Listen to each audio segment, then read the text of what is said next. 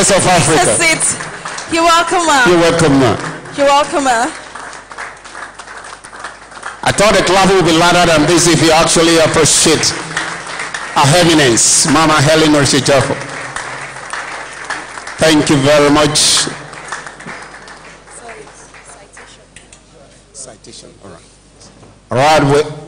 In a very short while, we'll be listening to a citation on our mother in the Lord, the very chief executive, and the brain behind this program. Mama Helen, special.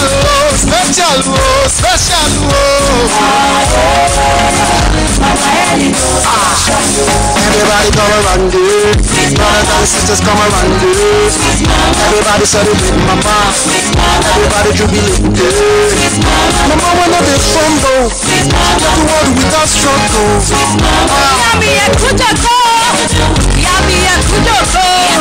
God bless the day you gave us.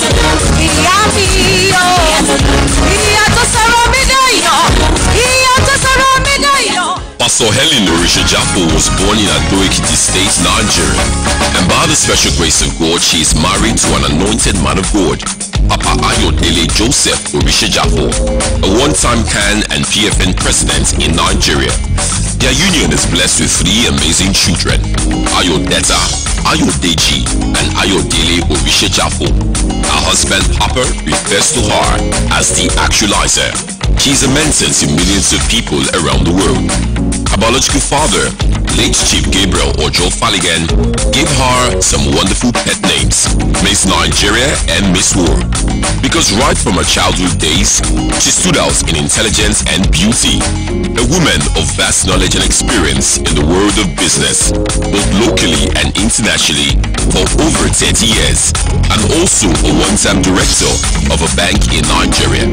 She also owned a road construction company and has also worked with international companies and NGOs. She dropped all her ambitions and political status to help her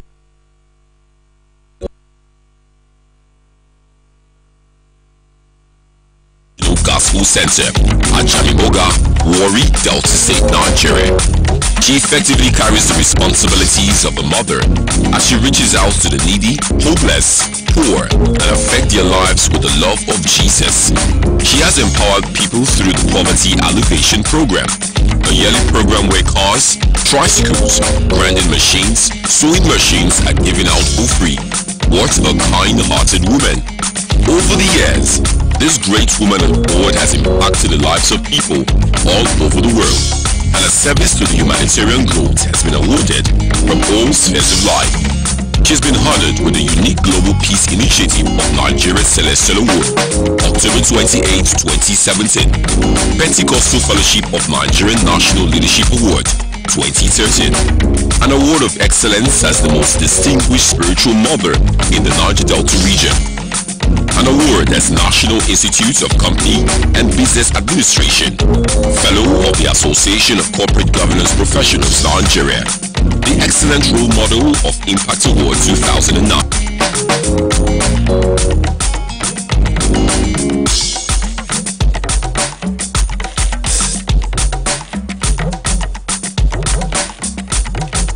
These and many more, but to mention a few. As a first-class entrepreneur and philanthropist, the multi-talented Mama Helen Oritsejafor has gone out of her way to see that every individual in the society stands a chance to build a solid foundation towards achieving their potentials and having a well-meaningful life, both young and old, as she has sponsored several children through primary, secondary, and tertiary institutions. Many more are currently beneficiaries of our benevolence, as she stands to be the chairman of the Eagle Heights International Schools, giving children around the world a standard platform to grow academically.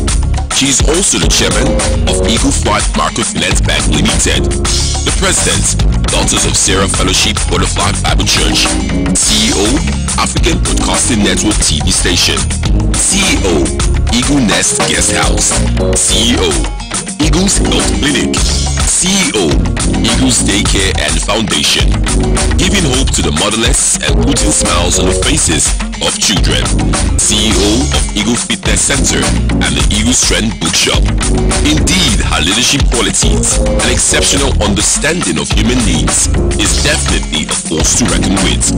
Of a truth, some write history, others read history, but Mama Helen Oritsejafor has made history in our time and generations to come.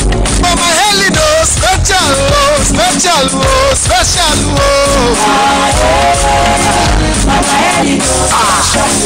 Everybody come around it. Brothers and sisters come around it. Everybody celebrate Mama. Everybody jubilate. Mama wanna be fumble. She get the world without struggle. Ladies and gentlemen, please a round of applause. A big round of applause. We have come to the very high point of this program, the third edition of CEO Company with Mama Helen. Please, another round of applause. Now, you will agree with me that our mentor tonight is accomplished, and that qualifies her to mentor us. And she has graciously decided to give freely what she has earned over the years. She's an accomplished administrator, accomplished manager, accomplished banker, accomplished mother, accomplished entrepreneur, accomplished in every sense of the word. Hallelujah. Ladies and gentlemen, let's make welcome our accomplished mentor tonight, Mama Helen Oritsejafor. Please put your hands together as she takes us on this third edition. Hallelujah. Well, thank you very much. You may be seated. Thank you so very much indeed. I'm quite aware some of us probably might have come from outside Delta State, so I'm going to be as brief as possible. But the whole essence of the CEO's Company with Mama Helen Oritsejafor is to see how we can build sustainable businesses in Nigeria and Africa as a whole. Now, if you do a comparison with what is obtainable in our country, with what we have over there in the United States of America or in Europe, you find out that we have companies that have been in existence as far back as 200 years or more, even 300 years. But can you point out, just name one company in Nigeria that is 100 years old besides in the banking industry? Why do we have this problem? Why is it that over there in the Western world, they seem to have been able to have a better understanding on how to make business work? So, what this vision is all about is to see the possibility of your business outliving you as an individual. And the only way that can happen is if you're already doing very well now, and then you can pass it on, and it becomes generational. Won't that be good? Won't that be good? And I keep saying to myself, some of the businesses I've been able to establish, I want to see that in another 200 years, even when I have gone home to be with the Lord, they will still be thriving and doing marvelously well, even better than myself and my husband that started the vision. So, having said that, the third edition, I want to welcome those who might be coming for the first time and those who have been in partnership with us. We truly appreciate you. All CEOs, directors of different companies, and what have you. For the third edition of the CEO's Company, I'm going to be dwelling on business diversification,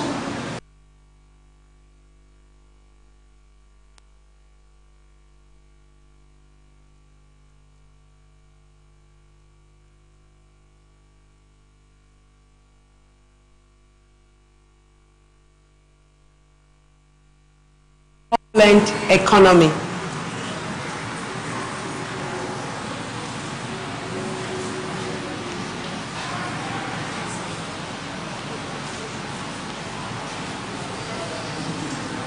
So the very first thing we want to look at this afternoon is what is economic turbulent times?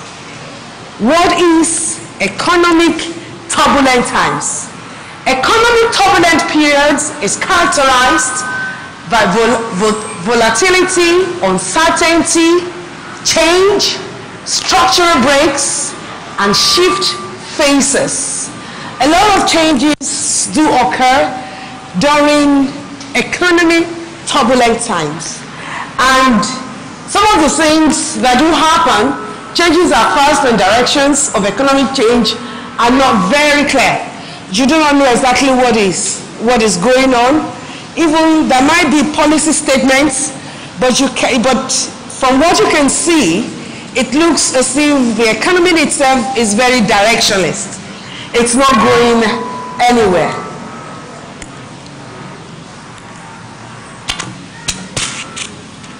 This is not responding.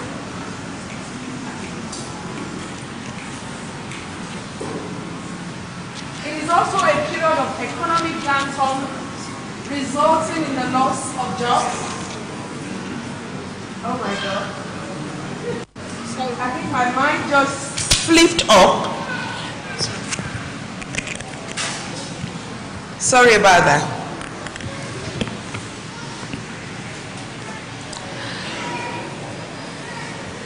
It is also a period of economic downturn resulting in the loss of jobs, businesses, investors, and lack of confidence in the economy. The current global economic meltdown, and in particular in Nigeria, has forced many entrepreneurs and business owners to behave in many ways, and some of the actions cannot be computed by others. To some extent, some have to close down their businesses as the preferred option or as the quick solution to the problem. A lot of companies are folded up in Nigeria as a result of economic meltdown.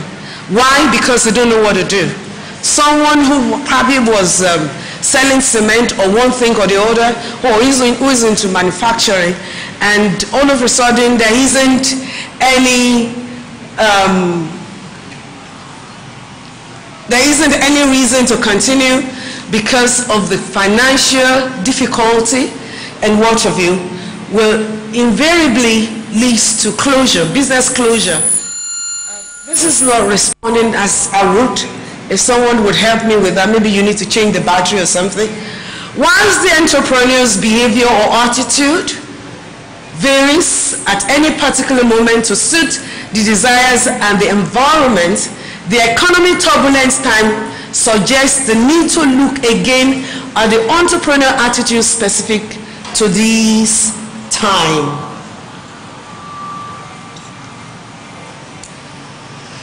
Within the context of entrepreneurship development, the entrepreneurial attitude during economic turbulence provides new insights pertaining to the survival and the sustainability of the small firm. I'm trying to build a background here before anything else. The economic situation and entrepreneurial development and performance go together. In other words, if you're talking about economic situation and entrepreneurial development, there is no way you can separate both of them, because if the economy of a country is not viable, is not vibrant, it would also invariably affect the performance of businesses in that country. So they go hand in hand. In fact, economic condition has a lot of influences on the entrepreneurial development of any country. In Nigeria, for example, the economic turbulence or downturn has been observed for a long period of time due to loss of macroeconomic indicators or should I say, microeconomic indicators show the downturn trend way. For example, productions as measured by gross domestic product, GDP, employment, investment spending, capacity utilization, household incomes, and business profits all fall during economic turbulence. How many of us are feeling what is going on in Nigeria right now?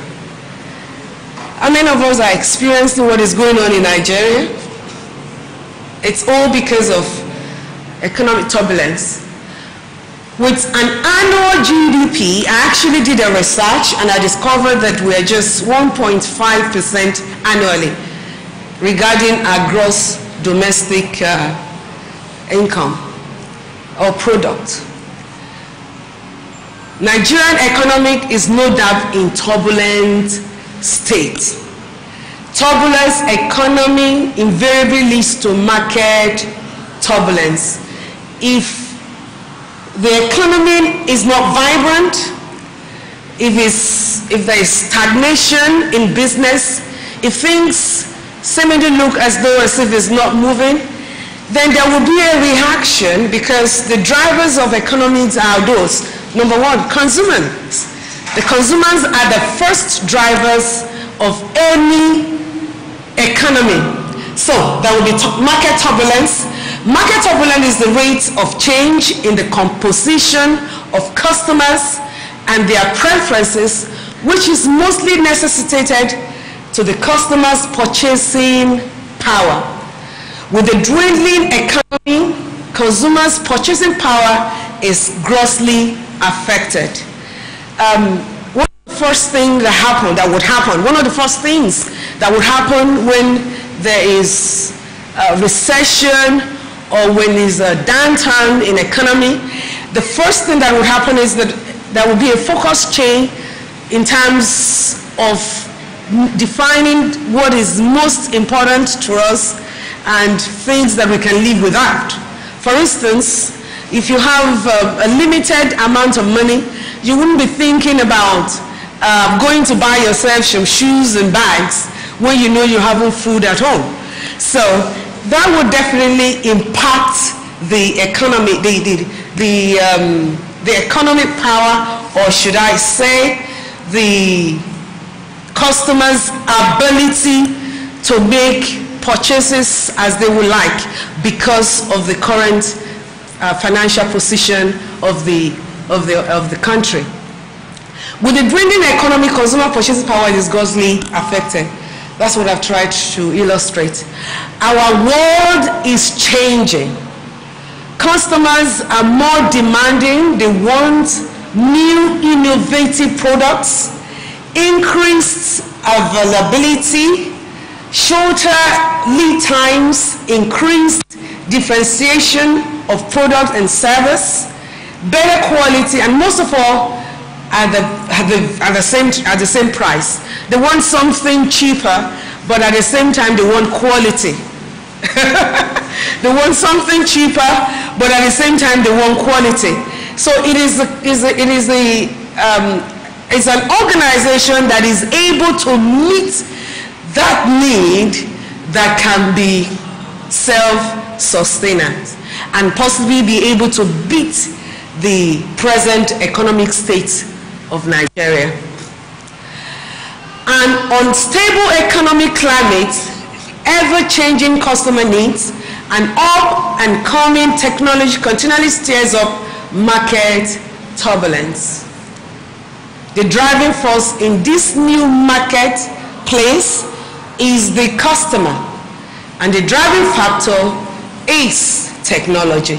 I would explain that further during the course of my presentation.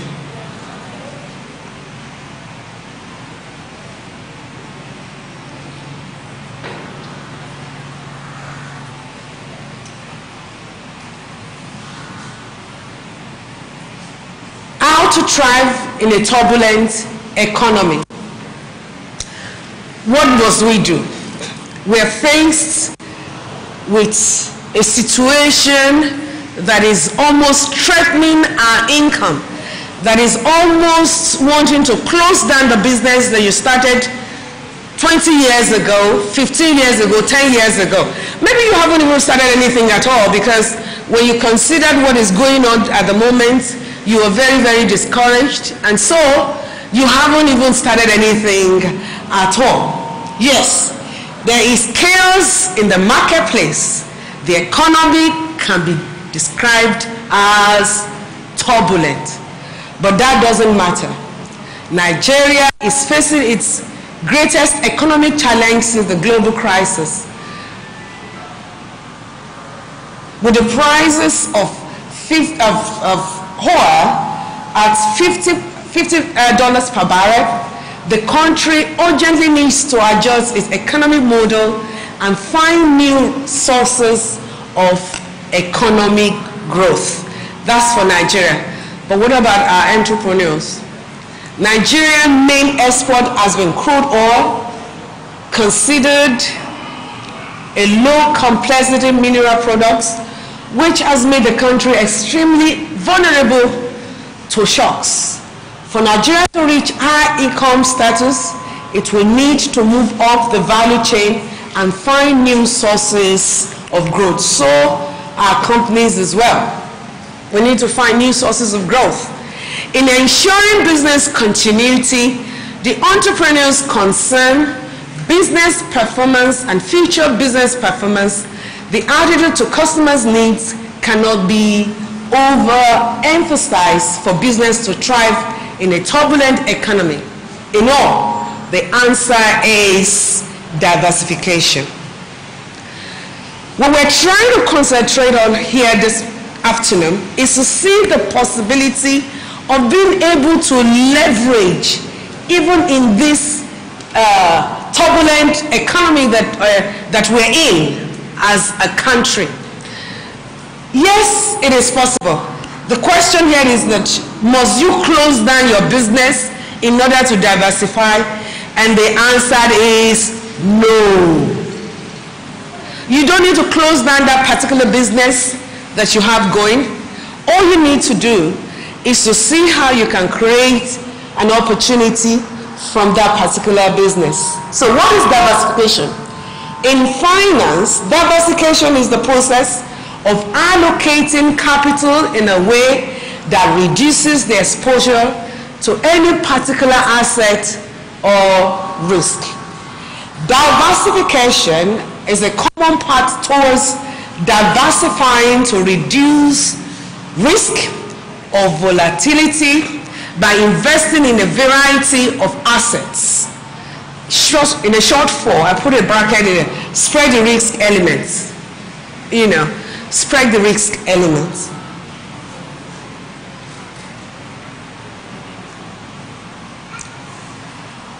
In addition to the earlier definition, diversification is a strategy of investing in variety of securities in order to lower the risk involved with putting money into few investments.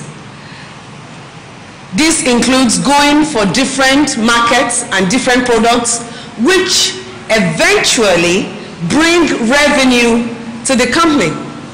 The idea is about the weaknesses in one product, and the market may not be the same for the other product.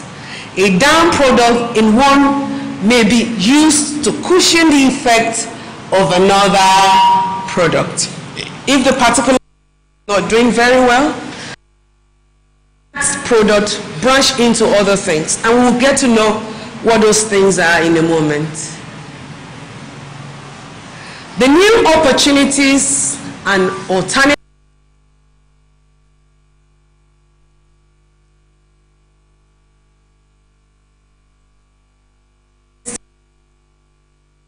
wholesale and global. This new way of doing business costs and improve firms' profits.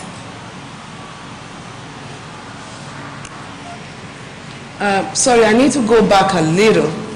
I think there is a jump somewhere.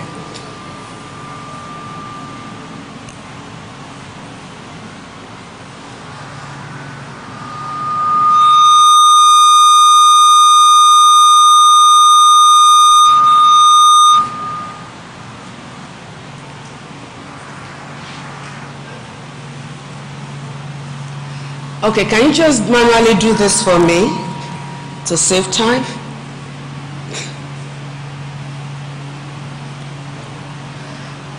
I didn't want to leave this out because it's very important presenting. Diversification is a strategy of investing in a variety of securities in order to lower the risk involved with putting money into few investments. Okay? Look at the focal point there. Strategy of investing. Variety of securities in order to lower the risk involved with putting money into few investments. So you are not only depending on, you have other sources. And I think I have that on, no, I haven't. This includes going for markets and different products which eventually bring revenue to the company. The idea is about the weaknesses in one product, I think I have. And market may not be the same for the other product. A down product in one may be used to cushion the effects of another product. Number 2 we've looked at. The new opportunities and alternative products will suggest a new way to business or new customer service through internet-based business in retail, wholesale, and global sales. This new way of doing business will save costs and improve firms' profits. Number 3, firms should think of ways to diversify their existing customers by shifting to other potential customers. Firms should seek for new customers. For instance, a firm may be selling their products to a particular group of people in terms of age, ethnic group, institution, or gender. Firms could affect modifications on their product or services in order to attract new customers groups. By so doing, firms may succeed in expanding their audience or customers and consequently gain advantage over the economic turbulence. The attitude of taking care of the employment should be seen as the importance to maintain the human resource and assume them as the priceless assets in the firm.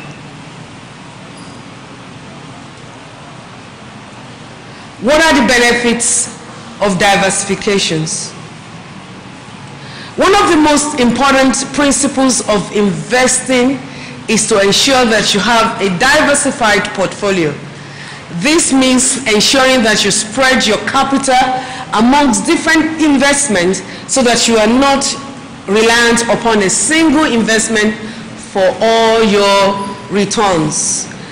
Perhaps you have a bakery and no one seems to be interested in buying bread anymore. So what do? Do you close down the bakery? That's the question here. Or from that bakery, while you're still selling your original products, what else can you engage yourself into? So benefits of diversification. It helps to minimize risk of capital loss to your investment portfolio. That's number 1 thing. When you diversify your business, instead of closing it down or possibly mourning and feeling sorry and bad about what is going on with your company, instead of getting into that, see how you can diversify, share the risk. It helps to minimize risk of capital loss to your investment portfolio. When you diversify, okay, it helps you to be able to minimize your capital loss to your investment portfolio because you are not only concentrating on one product only, you have other means of generating income. I get really frustrated when I meet with people who have been doing business for 30 years and above. And then when I ask them the kind of business they do, they say they are contractors. And then the question is Is this how you are going to live for the rest of your life? Waiting for a government to come in at every time tea and lobbying around looking for contracts, and that's how you're going to survive? What if a new government comes in and doesn't want to see your face? How do you live on from there? Are you just going to, and that's why you have ups and downs. Okay? If you've been able to get a reasonable amount from a contract, okay, try and see the possibility of investing some of the money or most of the money into other things as well. Okay? So once you're still pursuing and running after governments and what have you, and possibly maybe other conglomerates, see how you can still leverage on creating another sources of income or a source of income. So, I've tried explaining that aspect of, minimizing risk on capital. If one investment performs poorly over a certain period, other investments may perform better over that period. Okay? So if one is not working, another one would work. That's the whole essence of diversification. So you are not concentrating on one aspect of business, and if the business does not function, if the business is not yielding the desired returns, you are not in limbo. You are not gone. You don't feel that something is, and then you won't start catching witches and wizards, because as Christians we tend to blame, what the responsibility that we need to share, we tend to put it on Satan and everything else. There's aspect, you have the aspect of actually praying and fasting and really dealing with demons, but also deal with the demons, preventing you from making yourself very, very vibrant in business and leveraging on opportunities that present itself to you. Let me move on because of time.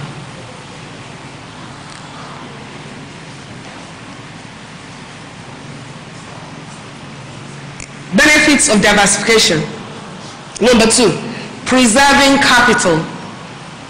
Not all investors are in the accumulation phase of life. There's some investments you do and you don't expect it to start yielding, bringing in a lot of money immediately. Nigerians start business today and the next day they want money as quickly as possible. No, it doesn't work. I was on a conversation with someone, I won't tell you why, and the person said, I started a business about 2 years ago and I'm thinking of closing it down. And I said, why? He said, because the business is not working. I said, you haven't even given it enough time. You just started a 2-year-old business and you're expecting a lot of profits already. It doesn't work like that. You need to build clientele. Your brand needs to be accepted in the community. A lot of things needs to happen. So you have to be able to, and we call it what? Teething time. You must be willing to go through your teething time in business.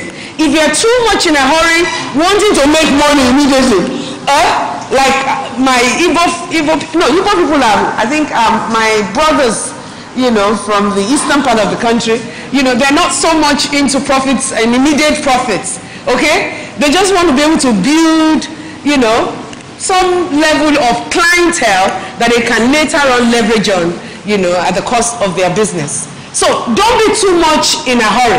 Don't be too much in a hurry. Wait, okay? Sometimes it takes 3 years for certain businesses to really begin to, bring in dividend and what have you, or returns, as the case may be. And there are some that could be very immediate, but even then, even when it is immediate, you can't equate it with the amount, with the capital already injected. It cannot be at the same speed. Okay? I was telling someone, I said, when we started Eagle Fly Microfinance Bank, okay, it was in trickles. 50 naira deposit, 20 naira deposit, but now it goes into billions. All right? Now, when it was 50, When it was 15 naira deposit and 20 naira deposit, I bet some of you would have said, seriously? After I have invested so much of money, and then I'll be having 15, well, I'm not going to be able to pay staff and the rest of that. And then you close it down, and someone who is very smart in the industry will just step in where you are first closed down and clean up the market. So be wise. Tell somebody be wise. If you fold up a business today, somebody else is going to pick up that business idea. And guess what? The new business you are planning on stepping into would also face the same challenges. So you better just face it right away and deal with it and move on. Like I said, grow through it, don't go through it. That is pain now. All right, the pain of business. Some who are close to retirement have goals oriented towards preservation of capital, and diversification can help protect your savings. So, you know, maybe you are getting to your retirement age, you can really diversify. Generating returns. Sometimes investments don't always perform as expected. You know, because there are indices. You have the environmental factor, you have all sorts of variables that must be considered. You know, it's extremely important. So, by diversifying, you are not merely relying upon one source of income. So if this one is not bringing you what you want, you know, don't close it down, but think of something else.